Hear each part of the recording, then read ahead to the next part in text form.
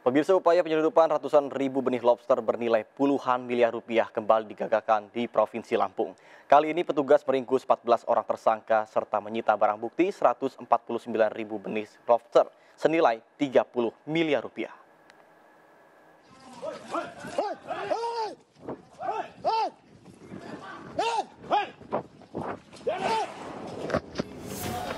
Personil Subdit Gakum, Dit Polairut, Polda Lampung menggerebek sebuah rumah yang dijadikan gudang tempat penyebaran benih lobster.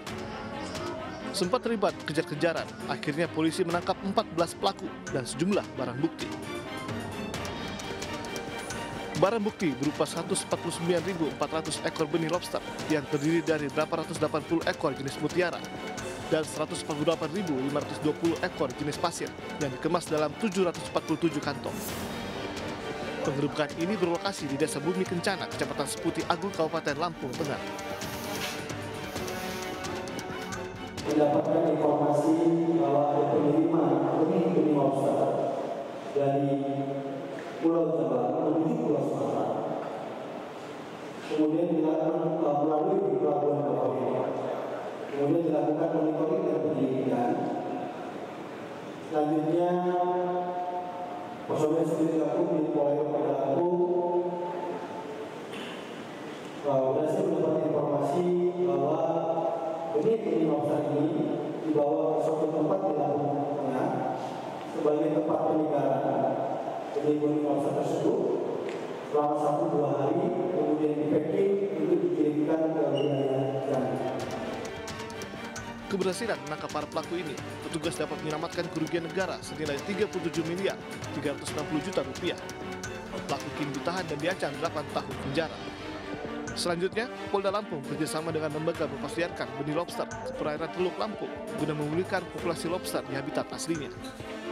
Dari Bandar Lampung, Andres Afandi, iNews melaporkan. Kita beralih ke informasi lainnya, pemirsa. Rencana pertemuan Prabowo Subianto dan Megawati Soekarno Putri akan dilakukan pada hari ini, bertepatan dengan hari ulang tahun Prabowo Subianto. Tidak hanya Megawati, hari ini rencananya Prabowo akan bertemu dengan SBY.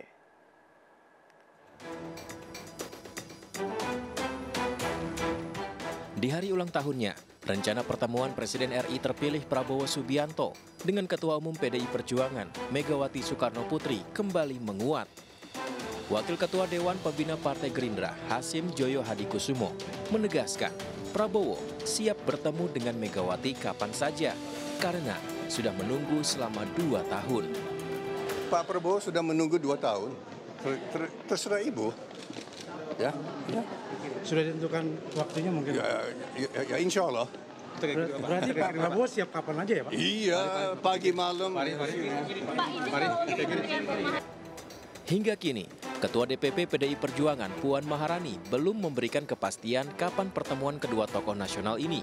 Meski begitu, ia mengucapkan selamat ulang tahun kepada Presiden RI terpilih Prabowo Subianto. Insya Allah, dan pada kesempatan ini saya ingin mengucapkan selamat ulang tahun kepada Pak Prabowo. Semoga selalu sehat, panjang umur, bisa memimpin Indonesia menjadi Indonesia yang lebih baik.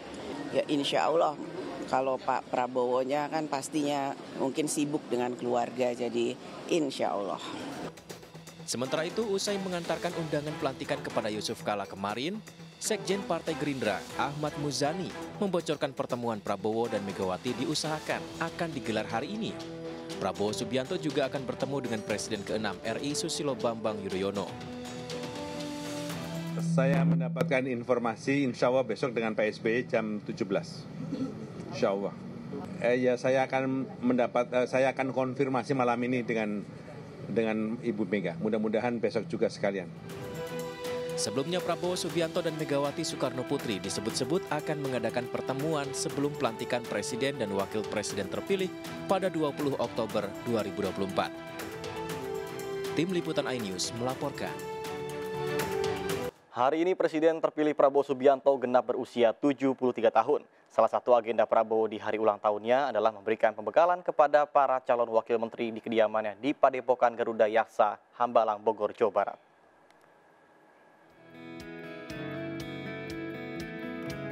Jelang 3 hari pelantikan Prabowo sebagai Presiden Republik Indonesia ke-8, hari ini 17 Oktober 2024, Prabowo Subianto berulang tahun ke-73. Prabowo lahir di Jakarta pada 1951 dan menjadi putra sulung pasangan Sumitro Joyo Hadikusumo dan Dora Marisigar. Sebelum terjun ke politik, Prabowo merupakan lulusan Akademi Militer yang sebagian besar bertugas di Kopassus. Pada 1998, Prabowo diamanahi jabatan sebagai Pangkostrat. Sejak 2008, Prabowo terjun ke politik mendirikan Partai Gerindra. Prabowo 3 kali mengikuti kontestasi pemilihan presiden dan wakil presiden hingga akhirnya terpilih sebagai Presiden Republik Indonesia pada 2024-2029. Rencananya di hari ulang tahunnya, Prabowo Subianto masih akan melakukan pembekalan untuk para calon wakil menteri di kabinetnya serta para calon kepala badan atau lembaga. Tim Liputan melaporkan. Ya itu tadi. Ya, acara dibuka dengan ucapan selamat ulang tahun kepada Bapak Presiden terpilih, dan Presiden secara bergurau menyampaikan bahwa terima kasih semua telah mengingatkan bahwa saya hari ini sudah berusia 73 tahun, kira-kira begitu. Ya. Kenapa Mas Gibran tadi pulang lebih dulu? Saya kurang paham. Ya, surprise ucapan nyanyi selamat ulang tahun. Gitu. Terkait Mas Gibran yang pulang lebih dahulu, kenapa? Ya, Ibu Zita sebagai insya Allah Wakil Menteri Pariwisata. Ya. Materi komunikasi juga ya? Gimana? Yang dibahas apa Mas Bima? Materi komunikasi di dalam tadi. Tadi bagaimana cara menghadapi jurnalis, bagaimana mengkomunikasikan program-program. Jadi lengkap tadi, betul-betul paket lengkap. Bicara ekonomi, bicara teknologi, bicara ekonomi, bicara media, jadi pembakalan yang luar biasa. Gitu ya. 50-an lah. Ya saya kira lengkap ya, tidak hadir. Tidak ada yang tidak hadir, semuanya saya kira hadir. Ya, tapi beberapa kan tidak saya lihat juga, seperti Mas Raffi Ahmad, Gus Miftah tidak saya lihat. Mungkin tugasnya berbeda. Tugasnya berbeda. Pematerinya siapa aja nama pemateri? Pematerinya itu teman-teman bisa lihat sendiri, sebetulnya ada silabusnya kan. Pematerinya dari internasional semua. Yang tadi saya bilang berbagi pengalaman di Dubai, bicara tentang AI, korupsi, yang lain-lain itu semua pemateri dari internasional. Ya. Pak, materi yang paling menarik untuk Bapak sendiri apa? Kita telah mendapatkan pembekalan terkait dengan situasi global. Ini penting karena situasi global ini juga berpengaruh pada kondisi nasional. Kemudian masalah geopolitik, ya itu penting. Apa yang terjadi di Ukraina, kemudian di Timur Tengah, tentunya mempengaruhi langkah-langkah kita ke depan. Ya. Kemudian kita juga diberi pembekalan masalah teamwork. Nah ini juga penting, sebenarnya ini bukan outbound ya, tetapi karena kita dikasih kegiatan yang sama, dengan tujuan yang sama, ya, akhirnya kita saling mengenal antara para wakil ketua badan dengan wakil tadi itu belajar sungguh dengan ilmu dan data. Beliau membekali kami dari beliau sendiri, tetapi juga dari para sumber-sumber yang sangat terpercaya. Bagaimana kita mempunyai ilmu untuk bisa merealisirkan visi beliau untuk membangun kesejahteraan negara kita ini. Saya sangat banyak belajar. Kalau saya sebagai ilmuwan, saya ada yang bisa saya tangkap memang sebagai skema ya. Karena kalau untuk ilmuwan, saya pertama harus menentukan apa visi besar pertanyaan kita di dalam bidang sains. Lalu setelah itu kita harus menentukan bagaimana kita menanyakan visi itu dengan metode eksperimen kita. Lalu kita harus menentukan hasilnya itu kira-kira seperti apa. Itu yang namanya hipotesa. Nah, yang saya senang sekali hari ini saya juga belajar seperti itu secara kerangka, tapi tentu saja dalam bidang yang berbeda untuk melayani negara. Jadi saya sangat berterima kasih bahwa diberikan pembekalan hari ini, sungguh mempersiapkan, tetapi juga saya juga banyak pertanyaan-pertanyaan. Bagaimana ke depan saya bisa sungguh melayani Indonesia, walaupun mungkin sebelumnya bidang saya kan berbeda sebagai ilmuwan. Tetapi saya yakin dengan pembekalan dan visi Pak Prabowo, saya akan bisa membantu sebaik-baiknya, dan senang sekali. Dan kita akan beliau berkata kita akan terus berlanjut ini pembekalannya. Beliau menekankan teamwork, itu sangat penting. Beliau bilang teamwork dan juga training. So really have to have real content. Ya, yang penting ingin saya sampaikan adalah kegiatan ini sangat luar biasa ya. Ini yang belum pernah terjadi karena Pak Prabowo itu mengumpulkan kita ini ternyata beliau itu menginginkan adanya teamwork. Ada kerjasama di antara semua para menteri maupun wakil menteri. Jadi bayangkan aja kalau kita bekerja tanpa harus tidak mengenal satu sama lain, nggak mungkin kita kerjasama kan. Nah, jadi dengan pertemuan ini saya luar biasa kagum dengan Pak Prabowo karena beliau membuat acara ini yang saya kira ini adalah patut dicontoh dan betul-betul membuat kita langsung saling mengenal dan cepat. Jadi kita berkomunikasi cepat melihat kerjasama baik antar instansi maupun antar pribadi. Nah, kalau kita sendiri tidak saling mengenal, tidak pernah bertemu, nggak mungkin kerjasama itu bisa dilakukan. Jadi prinsipnya Pak Prabowo adalah bagaimana kerjasama ini tetap dikedepankan karena tidak mungkin satu orang memikul semuanya. Jadi tanpa kerjasama, tanpa teamwork, tidak akan mungkin bisa kerja. Terima kasih Anda masih bersama kami di Sindo Malam bersama saya Nata Arman. Pemirsa, pihak Istana Merdeka menggelar gladi kotor penyambutan pimpinan negara-negara sahabat yang akan hadir dalam pisah sambut Presiden Joko Widodo dan Presiden terpilih Prabowo Subianto. Beberapa pemimpin negara sahabat seperti Rusia, Korea hingga Solomon Island dijadwalkan akan hadir usai pelantikan 20 Oktober mendatang. Menjelang berakhirnya masa tugas Presiden Joko Widodo dan Wakil Presiden Ma'ruf Amin, sejumlah persiapan pisah sambut dilakukan pihak Istana Merdeka. Pada Rabu pagi, para pasukan pengaman Presiden atau Pas Pampres dan pihak keamanan Istana menggelar gladi kotor menyambut kehadiran pemimpin negara sahabat di Istana Merdeka. Sejumlah mobil bertuliskan nama negara-negara sahabat yang akan hadir disiapkan dan beriringan memasuki Istana Merdeka mulai dari negara-negara ASEAN hingga Mikronesia.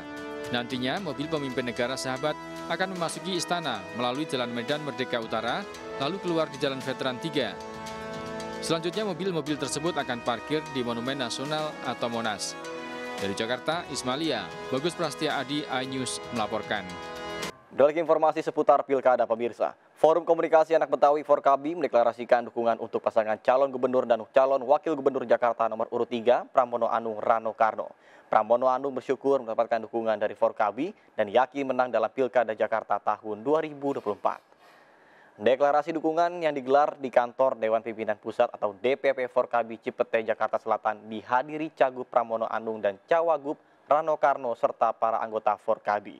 Ketua Forkabi Abdul Goni menyatakan jajarannya akan bekerja keras untuk memenangkan paslon Pramdul. Pramono Anung menyampaikan rasa syukurnya mendapatkan dukungan dari Forkabi dan FBR yang sebelumnya juga telah mendeklarasikan dukungan.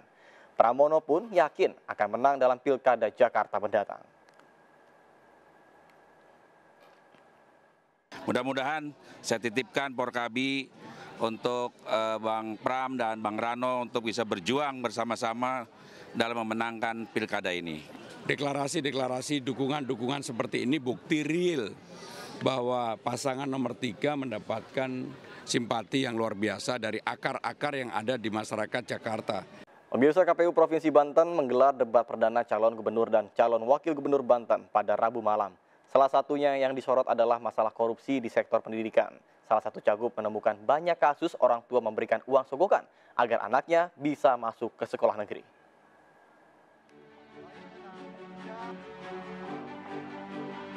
Debat perdana calon gubernur dan calon wakil gubernur Banten digelar Rabu malam. Debat dihadiri kedua pasangan. Pasangan calon nomor urut 1, Airin Rahmidiani dan wakilnya Ade Sumardi, serta pasangan calon nomor urut 2, Andra Soni Dimyati Natakusuma. Salah satu yang mengemuka adalah persoalan pendidikan dan korupsi di Banten. Bahkan ditemukan kasus korupsi terjadi di sektor pendidikan. Kita melihat, izin mohon maaf, banyak kadang anak perempuan dibelakangkan, kalau uangnya terbatas, mendingan anak laki dulu yang suruh sekolah. Maka oleh karena itu kami akan hadir memberikan beasiswa kepada anak-anak perempuan yang mau untuk bersekolah, bahkan tidak hanya sampai dengan SMA, tapi bersekolah ke perguruan tinggi bagi anak-anak perempuan Banten dan laki-laki yang punya prestasi untuk memajukan.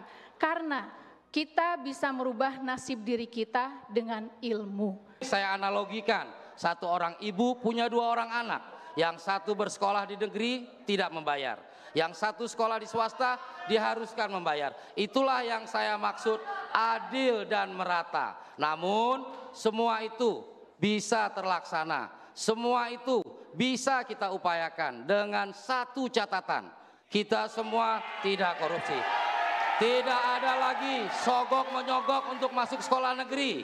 Tidak ada lagi sogok menyogok untuk masuk sekolah negeri. Itu adalah bentuk korupsi yang kita lakukan secara bersama-sama. Debat pertama ini bertema peningkatan kesejahteraan masyarakat dan akselerasi pembangunan berkeadilan di Provinsi Banten. Debat menghadirkan 7 orang panelis dengan 5 tema pertanyaan. Pemirsa, jajaran Menteri Kabinet Prabowo Subianto yang dalam 2 hari terakhir ini nama-nama tokoh yang sudah dipanggil oleh Prabowo. Dari nama-nama tokoh ada 11 nama menteri era Presiden Joko Widodo yang kembali dipercaya menjabat menteri untuk menggerakkan sektor perekonomian untuk 5 tahun ke depan. Pergantian kepemimpinan yang akan digelar 20 Oktober 2024 depan akan menetapkan Prabowo Subianto sebagai pucuk pimpinan negara 5 tahun ke depan. Presiden terpilih Prabowo Subianto juga telah memanggil para menteri ekonomi era Presiden Joko Widodo. 11 menteri ekonomi dipanggil untuk kembali membantu pemerintahan menjalankan roda kabinet periode 2024-2029. Ke-11 Menteri Ekonomi era Jokowi yang kembali dipercaya Prabowo Subianto yakni Menteri Koordinator Bidang Perekonomian Erlangga Hartarto, Menteri Keuangan Sri Mulyani Indrawati, Menteri Perdagangan Zulkifli Hasan, Menteri Energi dan Sumber Daya Mineral Bahlil Lahadalia, Menteri Perindustrian Agus Gumiwang Kartasasmita, Menteri BUMN Erick Thohir, Menteri Pertanian Amran Sulaiman, dan Menteri Investasi Kepala BKPM Rosan Roslani, Menteri Kelautan dan Perikanan Sakti Wahyu Trenggono, Menteri Agraria Tata Ruang Agus Harimurti Yudhoyono, serta Wakil Menteri ATR Raja Juli Antoni. Penunjukan kembali ke-11 Menteri Bidang Perekonomian era Presiden Jokowi ini semakin mempertegas bahwa Prabowo Subianto akan terus memperkuat potensi perekonomian. Terlebih lagi Presiden terpilih 2024-2029 ini telah menargetkan pertumbuhan ekonomi sebesar 8%.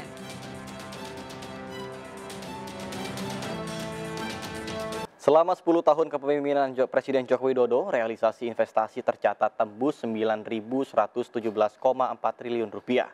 Dalam 2 periode kepemimpinan Jokowi, realisasi investasi di sektor manufaktur menjadi yang paling besar, di mana rata-rata pertumbuhan sektor manufaktur mencapai 15,5%. Selama 10 tahun kepemimpinan Presiden Joko Widodo, realisasi investasi tercatat tembus 9.117,4 triliun rupiah dari triwulan 4 2014 hingga triwulan 3 2024. Kementerian Investasi merinci realisasi investasi pada periode pertama Jokowi memimpin sebesar 3.294,3 triliun rupiah dari triwulan 4 2014 hingga triwulan 3 2019. Kemudian dalam periode kedua masa jabatan Jokowi berhasil mendatangkan investasi sebanyak 5.823,1 triliun rupiah. Kementerian Investasi mengklaim realisasi investasi sejak tahun 2014 selalu berada di atas target awal atau rencana strategis. Bahkan investasi selama 10 tahun yang tadinya lebih konsentrasi di Pulau Jawa, beralih di luar Pulau Jawa dengan peningkatan pesat sejak tahun 2020. Tak heran dalam kurun waktu 10 tahun ini, realisasi investasi mampu menyerap 13,8 juta pekerja. Kementerian Investasi juga mencatat dalam 10 tahun ini, investasi di sektor manufaktur menjadi paling besar dibandingkan dengan sektor primer maupun tersier. Di mana rata-rata pertumbuhan sektor manufaktur dalam 10 tahun terakhir mencapai 15,5%.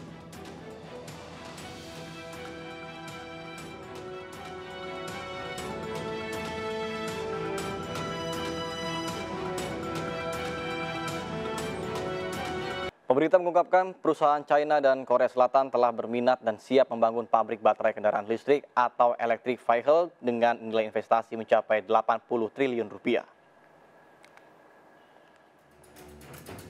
Perusahaan BUMN PT Aneka Tambang Tbk bersama perusahaan asal China dan Korea Selatan akan membangun pabrik baterai kendaraan listrik atau electric vehicle. Nilai investasinya sekitar 80 triliun rupiah.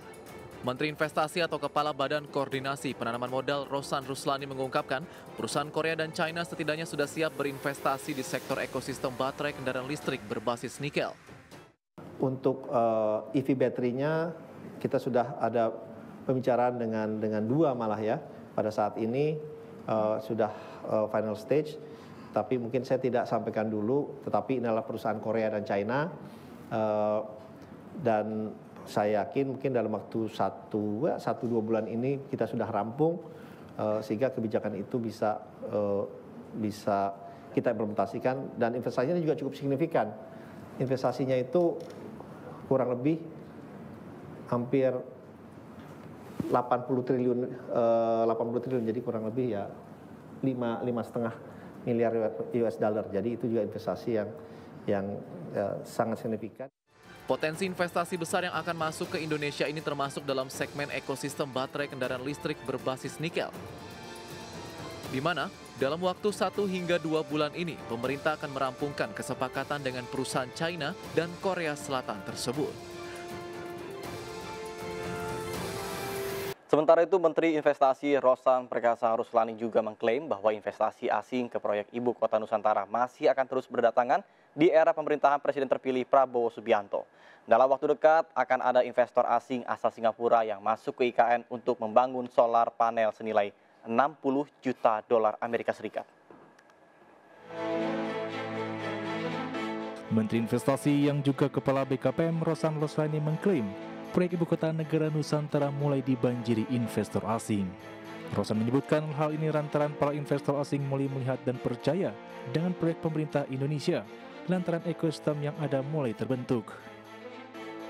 Terlebih Rosan menilai dalam waktu dekat akan ada investor asing asal Singapura yang masuk di IKN senilai $60 juta Amerika Serikat untuk membangun solar panel. Tak hanya itu, Rosan juga mencatat bahkan investor asing bakal membangun lapangan golf di IKN. Kalau kita lihat memang investasi di IKN kan awalnya memang dimulai oleh investasi dalam negeri ya, kalau saya sampaikan. Tetapi dalam sebulan terakhir terutama itu kita lihat investasi yang masuk ini sudah mulai dari luar negeri. Saya waktu itu pas baru dilantik saya ke Singapura, alhamdulillah mereka kemudian juga berinvestasi, itu BUMN-nya sana. PT Semcorp Indonesia, Semcorp Singapura, mereka investasi di solar panel. Di sana kurang lebih nilainya $60 juta. Insya Allah akhir tahun ini sudah selesai. Jadi kan tenaganya jadi tenaga bersih tuh di IKN. Kedua, investasi yang sudah groundbreaking, kebetulan saya juga menghadiri langsung oleh Bapak Presiden juga, pembangunan sekolah oleh Australia. Kemudian juga groundbreaking dari perusahaan China membangun Delonix, itu membangun properti yaitu mall dan hotel. Sebelumnya sejumlah investor asing dari berbagai negara mulai masuk di IKN, mulai dari proyek Magnum Resort Nusantara yang dibangun oleh investor asal Rusia, yakni Magnum Estate dengan nilai investasi 300 miliar. Disusul Delonix Group yang merupakan investor asal Cina, dengan bangun kawasan mixed use di IKN seluas 24.000 meter persegi dengan nilai investasi 500 miliar. Terakhir ada kampus Australian Independent School oleh The International Schools Group yang berdiri di atas lahan seluas 7.900 meter persegi dengan kapasitas 750 siswa, mulai dari tingkat preschool sampai high school.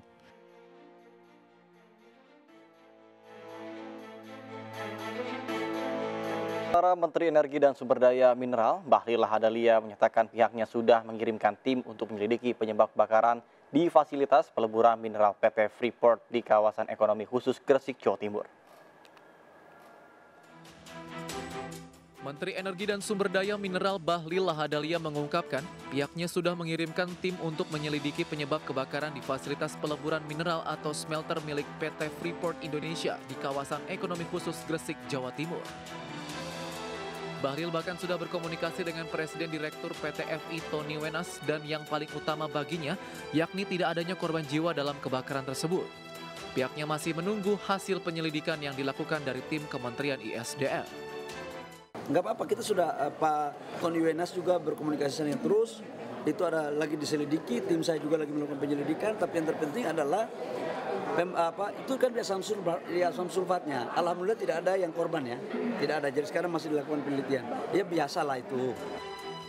Sebelumnya PT Freeport Indonesia menegaskan kebakaran tidak memberikan dampak negatif terhadap kesehatan masyarakat dan lingkungan sekitar. Kebakaran di fasilitas pemisahan gas bersih tersebut telah berhasil dipadamkan sepenuhnya, serta karyawan dipastikan aman dan tidak ada cedera yang dilaporkan. Fasilitas pemisahan gas bersih berfungsi antara lain sebagai rangkaian proses yang membersihkan gas buang dari zat berbahaya seperti sulfur dioksida atau SO2 agar udara dibuang bebas dari kontaminasi gas berbahaya.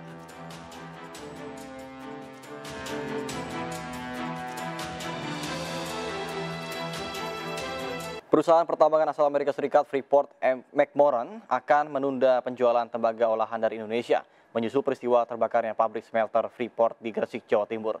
Freeport pun tengah menyelidiki peristiwa kebakaran yang melanda pabrik smelter di Gresik pada hari Senin lalu tersebut. Perusahaan pertambangan Freeport McMoran akan menunda penjualan tembaga olahan dari Indonesia hingga kuartal 2 2025 mendatang. Penundaan tersebut dilakukan pasca peristiwa kebakaran di pabrik peleburan atau smelter yang menyebabkan penundaan produksi lebih lanjut. Sebuah peristiwa kebakaran terjadi di unit asam sulfat pabrik smelter baru milik Freeport McMoran di Gresik, Jawa Timur pada hari Senin lalu. Pabrik tersebut baru saja diresmikan oleh Presiden Joko Widodo pada September lalu. Dan sejumlah sumber menyebut peristiwa kebakaran yang terjadi di pabrik smelter Gresik telah menjadikan Freeport McMoran selaku induk usaha Freeport Indonesia menunda penjualan tembaga olahan yang diproduksi di pabrik Indonesia. Sejumlah sumber juga mengatakan Freeport McMoran telah mengadakan pembicaraan dengan pemerintah Indonesia untuk memperpanjang izin konsentrat tembaga yang berakhir pada tahun 2024 hingga menjadi kuartal 1 2025. Freeport juga mengatakan tengah menyelidiki penyebab peristiwa kebakaran di unit asam sulfat pabrik smelter di Gresik. Perusahaan juga tengah melakukan penilaian dampak kerusakan serta mengevaluasi sistem yang berlaku.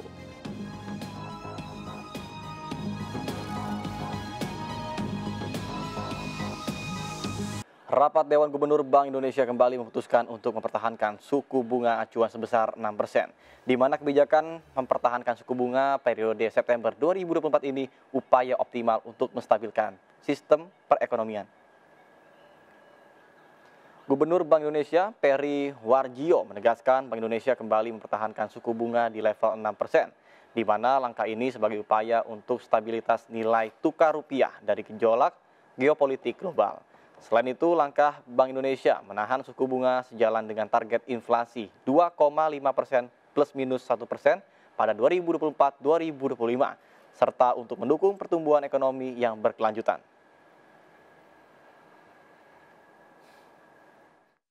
Saya akan bacakan keputusan Rapat Dewan Gubernur.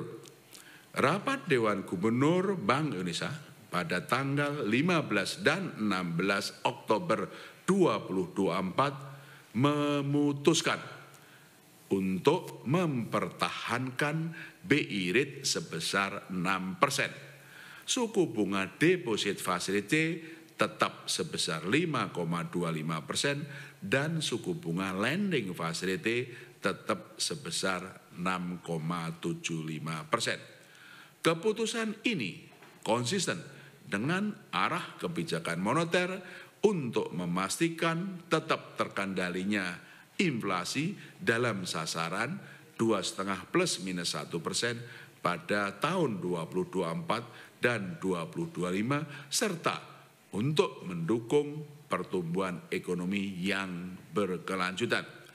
Fokus kebijakan moneter dalam jangka pendek ini pada stabilitas nilai tukar rupiah karena meningkatnya ketidakpastian pasar keuangan global.